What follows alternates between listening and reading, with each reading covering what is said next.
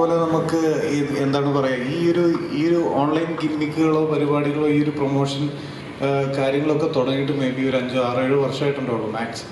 അതിനു മുന്നേ 2-3 ജനറേഷൻ്റെ സൂപ്പർ സ്റ്റാറാണ് അദ്ദേഹം. അപ്പോൾ അദ്ദേഹത്തിൻ്റെ സിനിമ ഇറങ്ങുന്നതിനുള്ള നമുക്ക് ഈ സോക്കോൾഡ് പടങ്ങളിൽ കാണിക്കേണ്ടി വരുന്ന ഓൺലൈൻ ഗിമ്മിക്കിൻ്റെ യാതൊരു ആവശ്യമില്ല ഇവിടെ എന്നുള്ളതാണ് വാസ്തവം.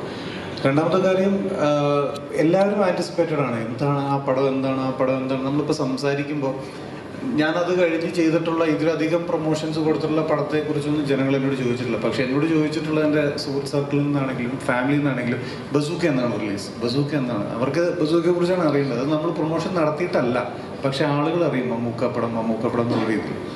അപ്പോൾ അതേപോലെ തന്നെ കാരണം സിനിമ ഇന്നലെ ഇറങ്ങി നല്ല റെസ്പോൺസുകൾ വന്നുകൊണ്ടിരിക്കുന്നു. പക്ഷെ ഒരു സൈഡിൽ നിന്ന് ഒരു നെഗറ്റീവ് റിവ്യൂസും ഇപ്പോൾ അശ്വന്ത് കോക്കിന്റെ റിവ്യൂ ഇന്നലെ ഇറങ്ങിയായിരുന്നു. അപ്പം താങ്കൾക്കെതിരെയും ഇപ്പം എനിക്ക് തോന്നുന്നു കുറച്ചുകൂടെ പേഴ്സണൽ റിവെഞ്ച് പോലെ എനിക്ക് തോന്നി. കാരണം കടയിൽ ഇറങ്ങിയ സമയത്തും താങ്കളെ വിമർശിച്ചുകൊണ്ട് ഇറങ്ങിയ തങ്ങളുടെ പടങ്ങൾ മാത്രം ടാർഗറ്റ് ചെയ്ത് താങ്കളെ വിമർശിച്ചുകൊണ്ടൊരു റിവ്യൂ പറഞ്ഞിട്ടുണ്ടായിരുന്നു. എനിക്ക് അങ്ങനെ തോന്നിയോ? ഞാൻ റിവ്യൂ കണ്ടിരുന്നു. പക്ഷേ ഇത് പുള്ളി റിവ്യൂ ചെയ്യുന്നുണ്ടെങ്കിൽ പുള്ളിക്ക് അതിൻ്റേതായിട്ടുള്ള സ്വാതന്ത്ര്യം ഉണ്ട് ഇവിടെ എന്നുള്ളതാണ് എനിക്ക് മനസ്സിലാവുന്നത്. അങ്ങനെ ചെയ്യാം, ആക്ച്വലി ചെയ്യാം.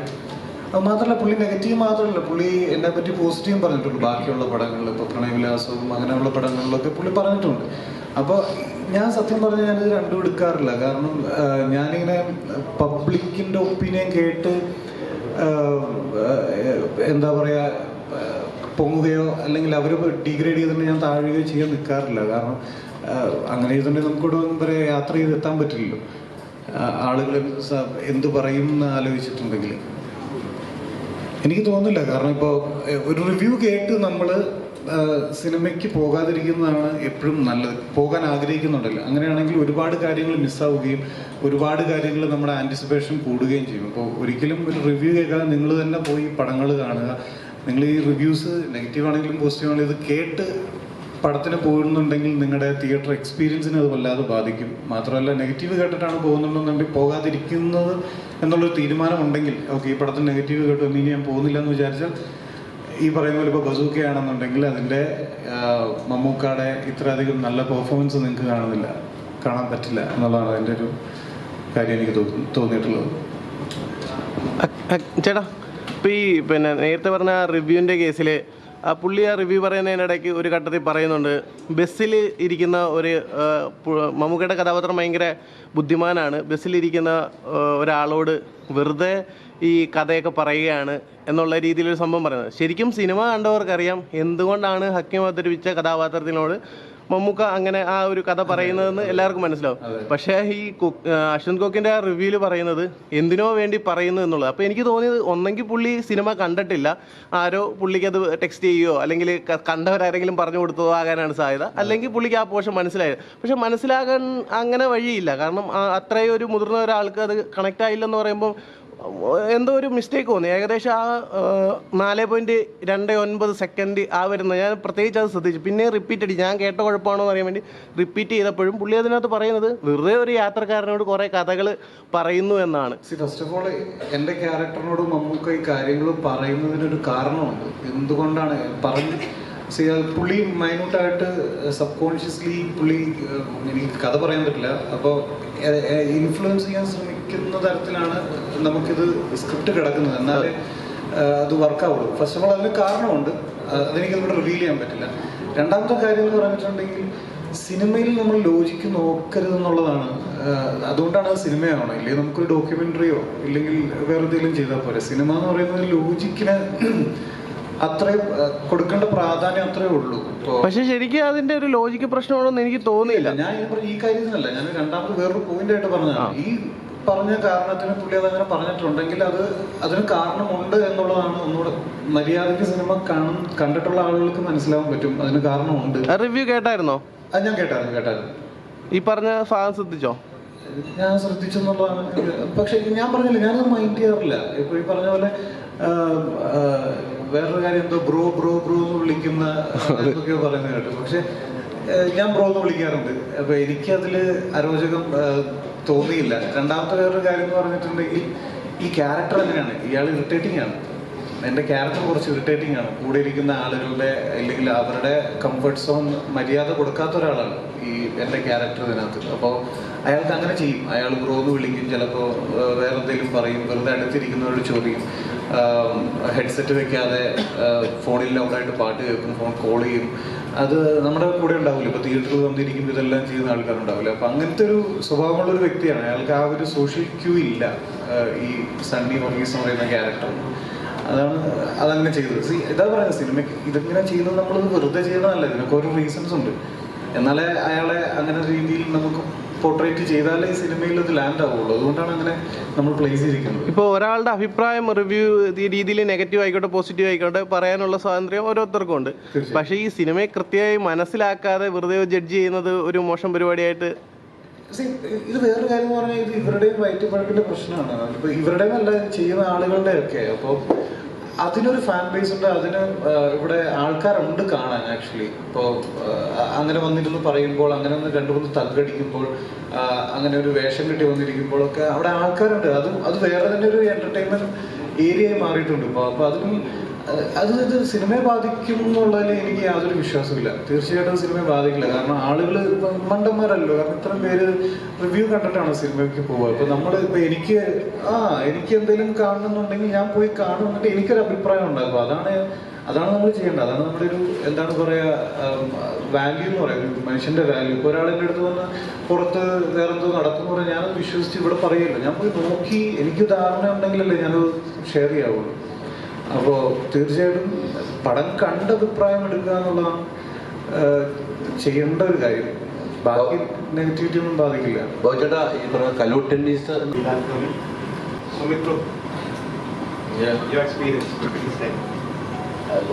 as always it's fantastic. It's a dream come true. Be back here again. Once again, John Hamilton's Mamuka. Yeah. Yes. Bilal Kamil. I don't know, man. Everybody's asking the same question, but even I wish I knew more about Bilal. But then, let's keep our fingers crossed and see if it does happen for all of us. Thank you. തൊട്ടുള്ള ഒരു ബന്ധമാണ്. അന്നാണ് ഞാൻ ആദ്യം മമ്മൂക്കായി കാണുന്നത്. ആ ഒരു എന്താ പറയുന്നത് സംഭവം എപ്പോഴും ഇങ്ങനെ മുന്നോട്ട് വെക്കണം.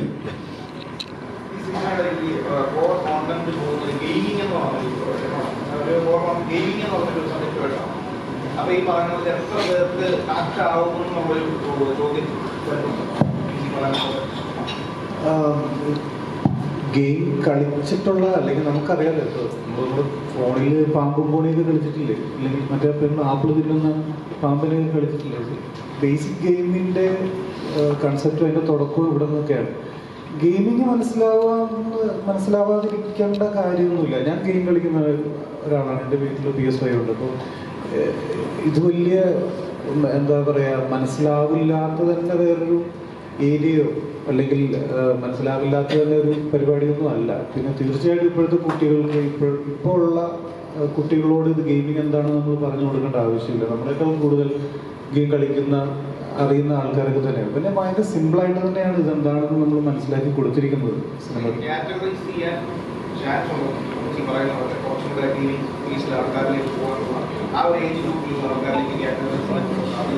ഇല്ലില്ല, അങ്ങനെ ഇതാ പറയുന്നത്. ഈ പൊതുവെ ഇതൊരു മമ്മൂക്ക പടമാണ്. അതുകൊണ്ട് തന്നെ നമ്മൾ ട്രീറ്റ് ചെയ്തിരിക്കുന്നത് നമുക്ക് വലിയ ആളുകൾക്കും മനസ്സിലാവുന്ന രീതിയിലും ഇത് ഇന്ന കാറ്റഗറിക്ക് മാത്രം കാണാൻ പറ്റുന്ന പടം അങ്ങനെയൊന്നുമില്ല. ഇപ്പോൾ കുട്ടികൾക്ക് ഓൾറെഡി ഇഷ്ടപ്പെട്ട് തുടങ്ങിയിട്ടുണ്ട്. അപ്പോൾ അവർ ചെയ്തുകൊണ്ടിരിക്കുന്ന കാര്യമാണ്. അവരുടെ ഓൺലൈൻ ഗെയിമിങ്സിനെ നമ്മളൊരു കാര്യം മനസ്സിലാക്കുന്നത്, ഈ ലോകത്തുള്ള എല്ലാ ഫിലിം ഇൻഡസ്ട്രീസും മ്യൂസിക് ഇൻഡസ്ട്രീസും എടുത്തിട്ടുണ്ടെങ്കിൽ അതിനേക്കാളും വലിയ $1 ട്രില്യൺ ഇൻഡസ്ട്രിയാണ് ഗെയിമിംഗ് ഇൻഡസ്ട്രി. നമുക്കറിയില്ലാത്തത് കൊണ്ടാണ്. അപ്പോൾ ആക്ച്വലി അതാണ് ബാക്കിയുള്ള എൻ്റർടൈൻമെൻറ്റ് ഇൻഡസ്ട്രിയേക്കാളും വലിയ ഇൻഡസ്ട്രിയാണ് ഗെയിമിംഗ് ഇൻഡസ്ട്രി. അപ്പോൾ അവിടെ നടക്കുന്ന സിനാരിയോസ് എന്താണെന്ന് മേ ബി 10-50 വയസ്സിന് മുകളിലുള്ള ആൾക്കാർക്ക് ചിലപ്പോൾ അറിയില്ലായിരിക്കും. അപ്പോൾ പക്ഷേ അതിൽ താഴോട്ടുള്ള ആളുകൾക്ക് കുറച്ചൊക്കെ ഇപ്പോൾ സോഷ്യൽ മീഡിയയിൽ ആക്റ്റീവായിട്ടുള്ള അത്യാവശ്യം എന്താണ് പറയുക, ആളുകൾക്ക് മനസ്സിലാവും എന്താണെന്നും, അല്ലെങ്കിൽ ഇതാണ് ഇവിടെ നടക്കുന്നത്, റിയാലിറ്റിയാണ് എന്നുള്ളത് മനസ്സിലാവും. വളരെ നന്നായിട്ടുണ്ട്. കാരണം മമ്മൂക്കയുടെ ഒരു സ്റ്റൈലുണ്ട്. ആ ഒരു സ്റ്റൈലിൽ അത് ഓരോ ആർട്ടിസ്റ്റും അത് ചെയ്യുന്നതിനൊരു സ്റ്റൈലുണ്ട്. ആ സ്റ്റൈൽ ആൾക്കാർക്ക് ഇഷ്ടപ്പെടുമ്പോഴാണ് ആ ആർട്ടിസ്റ്റിൻ്റെ ഒരു സക്സസ് എന്ന് പറയുന്നത്, അല്ലെങ്കിൽ കൈഡി കിട്ടുന്നത്. മമ്മൂക്ക വളരെ നന്നായിട്ട് ചെയ്തിട്ടുണ്ട് ചെയ്ത സംഭവങ്ങളൊക്കെ. അതുപോലെ ഈ ഒരു ഇത്രയും നാൾ കഴിഞ്ഞിട്ടും അത് കീപ്പപ്പ് ചെയ്യുന്ന ഒരു സംഭവം വളരെ അത്ഭുതാവകമാണ്. അതുപോലെ ഇപ്പൊ മലയാള സിനിമ നടക്കുന്ന ഒരു ആക്ഷൻ പാറ്റേൺസ് ഉണ്ടല്ലോ, ശരിക്കും അത്രയും വയലൻസ് വേണം, അല്ല ആ ആക്ഷൻ അത്രയും ഇത് ഇന്റൻസിറ്റി വേണം എന്ന് കരുതുന്നു? ചേട്ടന് ഒരു ആക്ഷൻ ഹീറോ എന്ന ലെവലിൽ ചോദിക്കുക, അത്ര ഇന്റൻസിറ്റി അല്ലെ അത്ര ഒരു പാറ്റേൺ വേണമെന്ന് കരുതുന്നുണ്ടോ?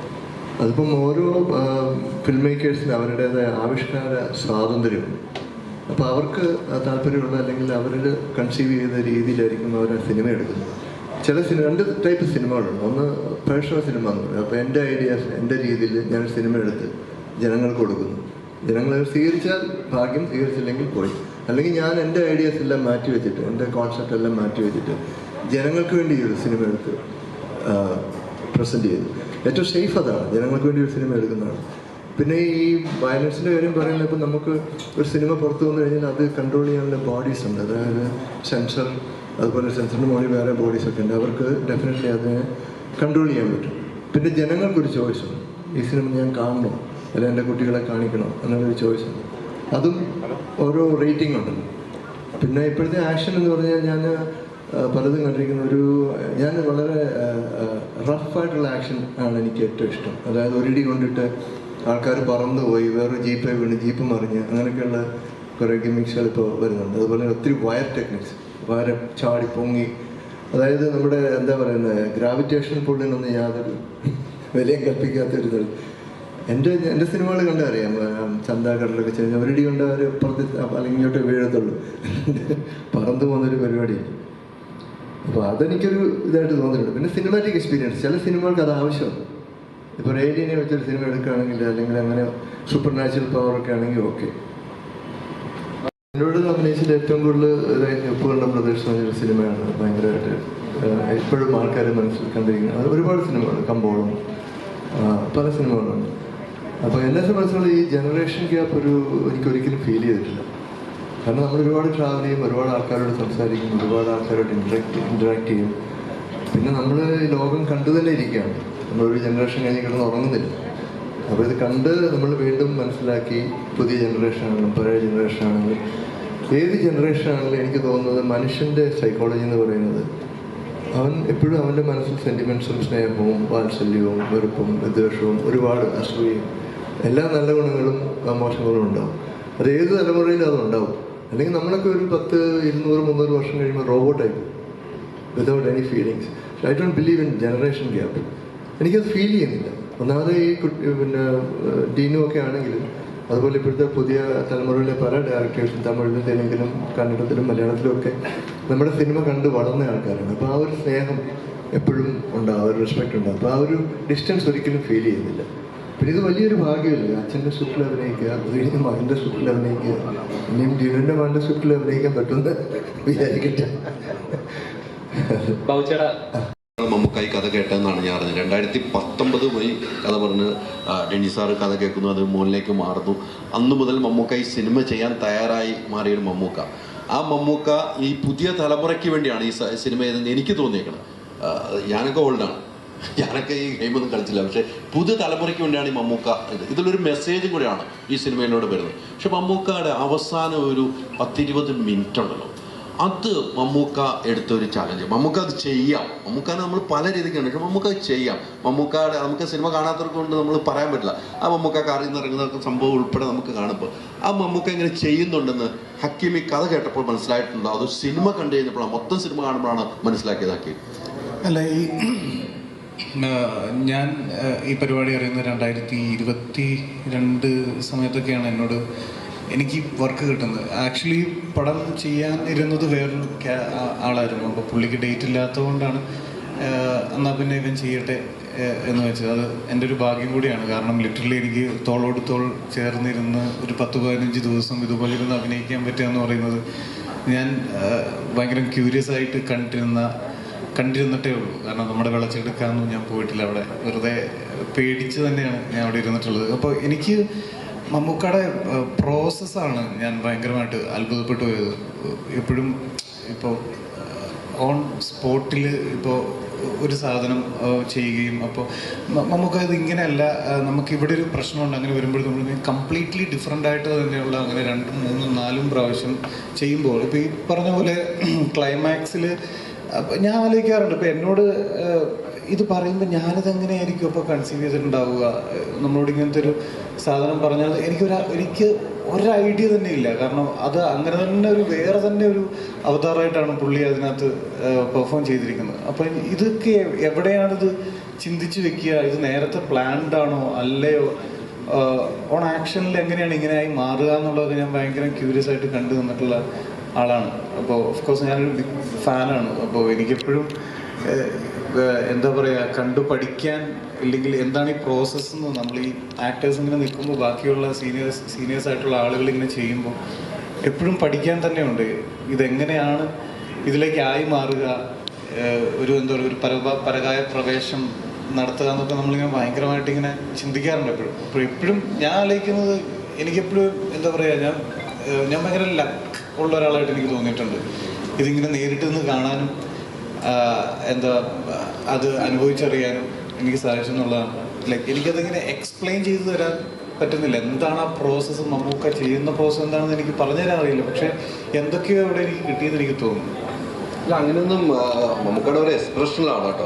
അതൊക്കെ ഡയറക്റ്റ് ഇല്ലാത്തതുകൊണ്ട് നിങ്ങളോട് ഡയറക്റ്റ് വല്ലതും പറഞ്ഞിട്ടുണ്ടോ എന്ന് എനിക്കറിയാം. ഡയറക്റ്റ് പറയുന്ന അപ്പുറത്തേക്ക് മമ്മൂക്ക സ്വയം കുറെ സംഭവങ്ങൾ കയ്യിൽ നിന്നിട്ടുണ്ടോ? അങ്ങനെ എന്തെങ്കിലും ഡയറക്റ്റ് പറഞ്ഞു? ഡയറക്റ്റ് ഇന്ന് ഇവിടെ ഇല്ലല്ലോ, നിങ്ങളായിട്ട് അടുത്തിരിക്കുന്നവർക്ക് ചോദിക്കാം. അങ്ങനെ വല്ല ഡയറക്റ്റ് പറഞ്ഞു മമ്മൂക്ക സ്വന്തമായിട്ട് നമുക്ക് നാവ് കൊണ്ടുള്ള കുറെ സംഭവങ്ങളൊക്കെ അതൊക്കെ മമ്മൂക്ക സ്വയം ഇട്ടോ അങ്ങനെ എന്തെങ്കിലും സംസാരിച്ചിട്ടുണ്ടോ? അല്ല, അതൊക്കെ മമ്മൂക്ക ഇട്ടതാണ്. അല്ലാതെ അങ്ങനെ ചെയ്യണമെന്ന് ഈ ഒരു എന്താ ചെറിയ നുവാൻസൻസ് വേണമെന്നോ ഇല്ലെങ്കിൽ അങ്ങനത്തെ ചെറിയ പരിപാടി വേണം ഡീൻ ഫോഴ്സ് ചെയ്ത് പറഞ്ഞിട്ടൊന്നുമില്ല.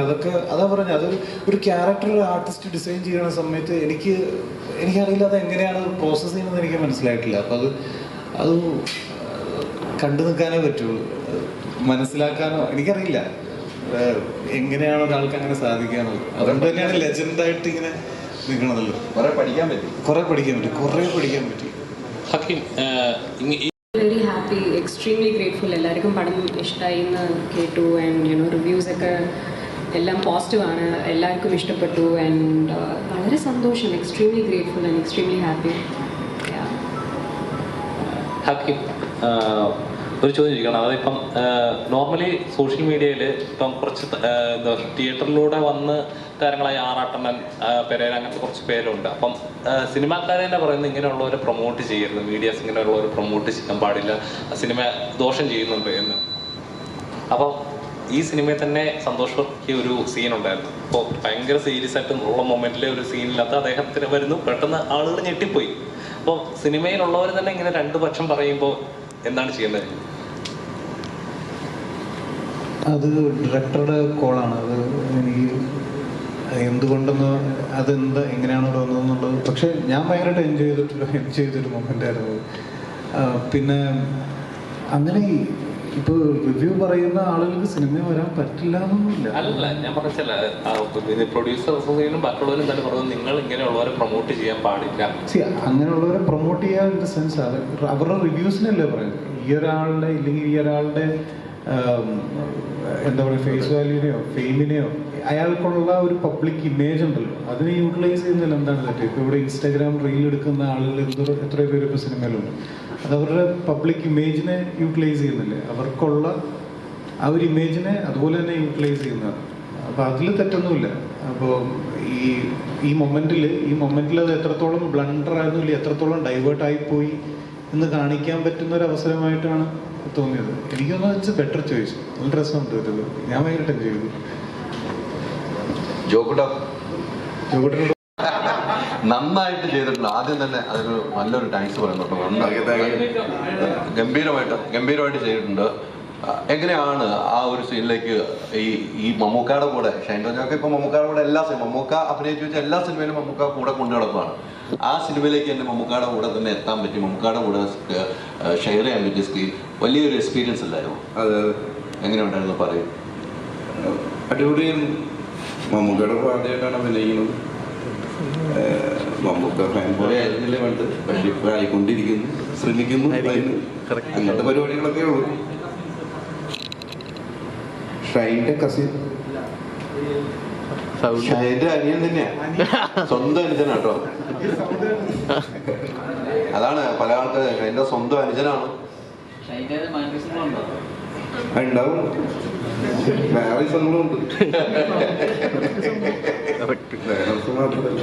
അല്ല, ഈ സബ്ജക്ട് കേട്ട് കഴിഞ്ഞപ്പോൾ എങ്ങനെയാണ് ചേട്ടൻ്റെ അഭിനയിക്കുന്ന സിനിമ ആരാണ് വിളിക്കുന്നത്? ആദ്യമായിട്ട് ഞാനും ചേട്ടനും ആദ്യമായിട്ട് സ്ക്രീനിൽ ഒരുമിച്ച് വരുന്ന പടമാണിത്. ഇതിനു മുമ്പ് ഞങ്ങൾ ക്രിസ്റ്റഫറിൽ അഭിനയിച്ചിട്ടുണ്ടെങ്കിലും ഒരുമിച്ച് കാണാൻ പറ്റിയിട്ടുണ്ടായിരുന്നില്ല. പക്ഷെ ആദ്യമായിട്ട് ഒരുമിച്ച് വരുന്ന പടമാണ്. അത് ഭയങ്കര ഒരു വീട്ടിൽ ഒരുമിച്ച് കാണാറുണ്ടോ? വീട്ടിലിടയ്ക്ക് കാണാറുണ്ട്, പുറത്താണ് കൂടുതൽ ഒരുമിച്ച് കാണാറ്.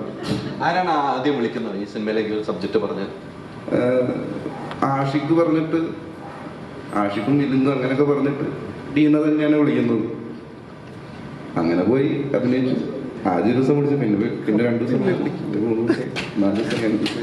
ആദ്യം ഒരു ദിവസം പറഞ്ഞാണ്, പിന്നെ തുടർന്ന് അല്ലേ? അല്ല, നല്ലൊരു എക്സ്പീരിയൻസ് ആണ്. നന്നായിട്ട് ചെയ്യുകയും ചെയ്തതാണ്. നമ്മള് ജോക്കുട്ടനെ എനിക്കൊക്കെ പേഴ്സണൽ അറിയാവുന്ന ജോക്കുട്ടൻ വേറെ സിനിമയിൽ അഭിനയിച്ചിട്ടുണ്ട്. അങ്ങനെ പറയുന്നത് 5-6 പടം കഴിഞ്ഞു. അതെ, വേറെ സിനിമകൾ ചെയ്തിട്ടുണ്ടെങ്കിലും ഇത് മമ്മൂക്കാടൊപ്പം അഭിനയിക്കുമ്പോഴുള്ള അങ്ങനെ ഒരു ടെൻഷൻ ഉണ്ടായിരുന്നു. മമ്മൂക്കാടൊപ്പം സ്ക്രീൻ ചെയ്തപ്പോൾ അവിടെ ഡയലോഗ് വരുന്നുണ്ട്, മമ്മൂക്കാടൊപ്പം നിൽക്കണം. അതിന് നിങ്ങൾ ടെൻഷൻ എന്നാണോ പറയുക? പിന്നെ എന്താ പറയണ്ട പറയും. എനിക്കറിയില്ല എന്താ പറയുന്നില്ല. ജോക്കുട്ടൻ എന്താണ് അനുഭവിച്ചത്? എനിക്ക് അനുഭവിച്ച എന്താന്ന് പറയാൻ പറ്റുന്നില്ലല്ലോ. ഇപ്പോഴാണ് ഷൈൻഡോസ് ആക്കിയത്. ഞാനൊരു എക്സ്ക്യൂസ് പറയാണ്. കാരണം എനിക്ക് ഒരു അടുത്ത പരിപാടി 2-3 പടങ്ങൾ ഇറങ്ങിയിട്ടുണ്ട്. അതിന്റെ പ്രൊമോഷനുണ്ട്, പിന്നെ ഷൂട്ടിംഗ് ഉണ്ട്, ഡബിങ് ഉണ്ട്. അതുകൊണ്ട് ഞാനൊന്ന് പയ്യെ ഇനി കാലിക്കറ്റ് എത്തണം. അതുകൊണ്ട് ഞാൻ എന്നോട് ദയവായി ക്ഷമിച്ചിരിക്കുന്നു. എല്ലാവരും സിനിമ എൻജോയ് ചെയ്യുക. Thank you so much. എല്ലാവർക്കും ഓൾ ദി ബെസ്റ്റ് കേട്ടോ. ഓക്കെ, താങ്ക് യു എല്ലാവർക്കും.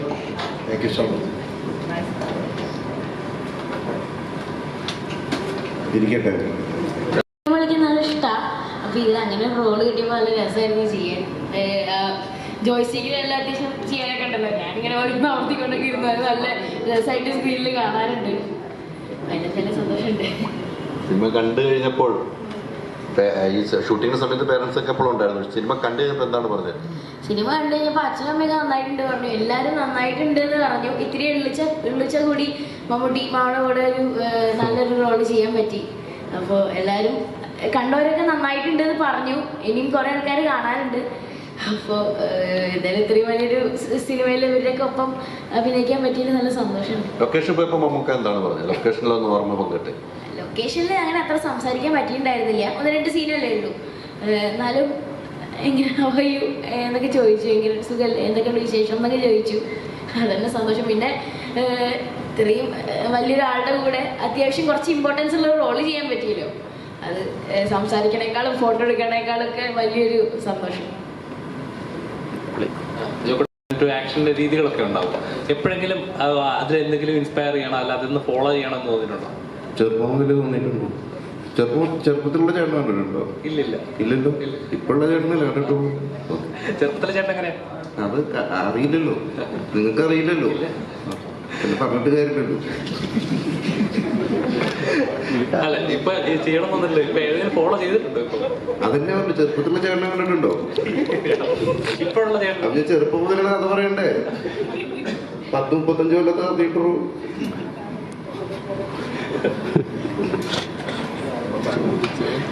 അതാണ് ആദ്യം എഡിറ്റ് ചെയ്തത്. അപ്പോൾ ഓൾറെഡി ഒരു ലൈനൊക്കെ ഉണ്ടായിരുന്നു. അപ്പോൾ ലാസ്റ്റ് വന്നുകൊണ്ട് ഞാൻ 25 കൊല്ലമായിട്ട് വേറെ സോഫ്റ്റ്വെയറിലാണ് എഡിറ്റ് ചെയ്തുകൊണ്ടിരുന്നത്, ഹാബിറ്റില്ല. പിന്നെ ഇതിപ്പോൾ ഓൾറെഡി പ്രീമിയറിലാണ് എഡിറ്റ് ചെയ്തിട്ടുണ്ടായിരുന്നു. സോ അത് പഠിക്കേണ്ടി വന്നു. 25 കൊല്ലം കൊണ്ട് ചെയ്തതെല്ലാം മാറിയിട്ട് ഇപ്പോൾ ഡീനോ കൊണ്ട് ഒരു പുതിയ സോഫ്റ്റ്വെയർ ഞാൻ പഠിച്ചു. ഡീനോ എന്നുണ്ട്.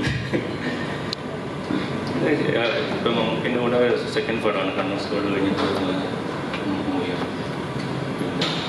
പിന്നെ ക്യാമറയുടെ മുമ്പിൽ ആദ്യമായിട്ടാണ് നിൽക്കുന്നത്. അപ്പം അതിൻ്റെ ഒരു ടെൻഷനുണ്ട്. നിഷാദ് ചെയ്തു വെച്ചതാണല്ലോ നമുക്ക്. നിഷാദ് ഇപ്പോൾ ഇല്ല, നമ്മളൊന്നും യാത്ര പറഞ്ഞ് പോയിരുന്നു. നിഷാദിന്റെ ഒരു ഓർമ്മകളാണല്ലോ ഈ സിനിമ. നമുക്ക് എഴുതി കാണിക്കുമ്പോൾ തുടക്കത്തിൽ എഴുതി കാണിക്കുകയാണ്. അപ്പം നിഷാദ് നമ്മുടെ ഓർമ്മയിലേക്ക് വരാണ്. നിഷാദിന് ശേഷം താങ്കൾക്കൊരു വേദന ഉണ്ടാവുമല്ലോ, നിഷാദ് തുടങ്ങി വെച്ചതിലേക്ക് പോകുമ്പോൾ. അതെങ്ങനെയാണ് താങ്കളൊന്ന് അഡ്ജസ്റ്റ് ചെയ്ത് പോകാൻ കഴിഞ്ഞത്? ഇത് ഓൾറെഡി നിഷാദ് ചെയ്തത് ഒരു ഐഡിയ വെച്ചിട്ടായിരിക്കില്ല ഓൾറെഡി ഫൈനലായിട്ട് ചെയ്യണമെന്ന്. അപ്പോൾ അത് ലാസ്റ്റ് കുറേ പ്ലാൻസ് ഉണ്ടായിരുന്നു നിഷാദിന്, ഇങ്ങനെ ചെയ്യണം. പക്ഷെ അതൊന്നും ചെയ്യാൻ പറ്റിയില്ല.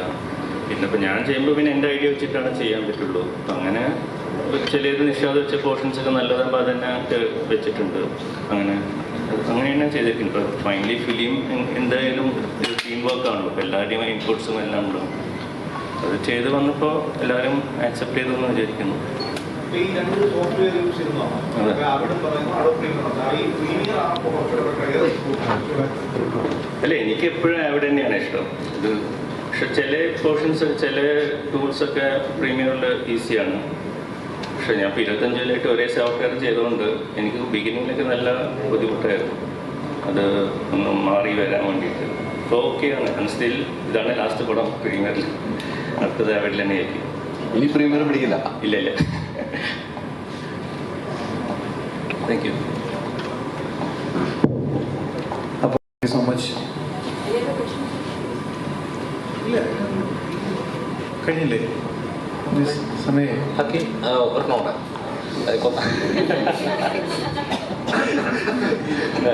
അതായത് ഇപ്പം ഒരു കുറച്ചു മുമ്പേ പറയുന്നുണ്ടല്ലോ ആവിഷ്കാര സ്വാതന്ത്ര്യം എന്നുള്ള സാധനം. അപ്പം ഒരു കലാകാരനെ സംബന്ധിച്ച് വളരെയധികം പ്രധാനപ്പെട്ട ഒരു കാര്യമാണ് ആവിഷ്കാര സ്വാതന്ത്ര്യം. അപ്പോൾ ചില കാര്യങ്ങളിൽ നമ്മൾ ആത്മാർത്ഥമായിട്ട് ഇന്ന പോലെ ഓഡിയൻസിലേക്ക് എത്തണം. സിനിമ എന്നൊരു കലാരൂപം അതാണല്ലോ. ഇപ്പോൾ നമ്മുടെ പ്രതിഷേധങ്ങളായിരിക്കാം, നമ്മുടെ അഭിപ്രായങ്ങളായിരിക്കാം, നമുക്ക് സമൂഹത്തിൽ എത്തിക്കേണ്ട പല കാര്യങ്ങളും നമ്മൾ സിനിമയിലൂടെ എത്തിക്കും.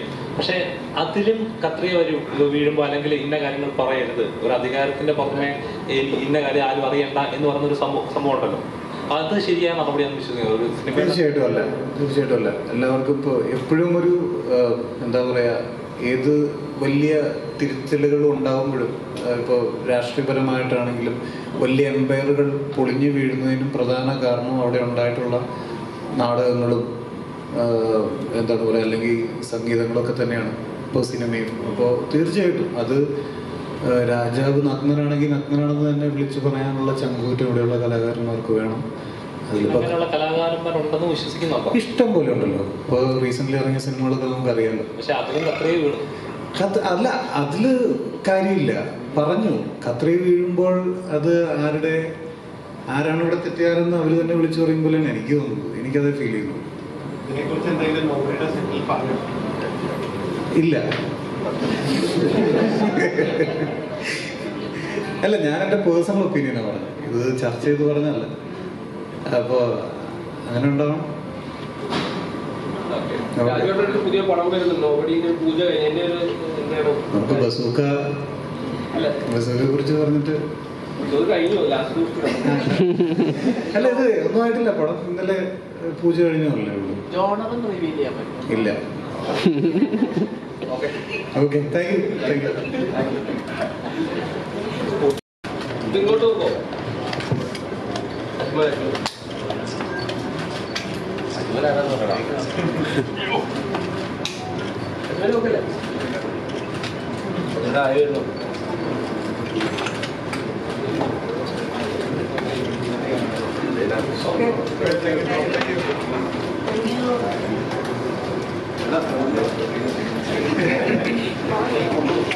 Okay.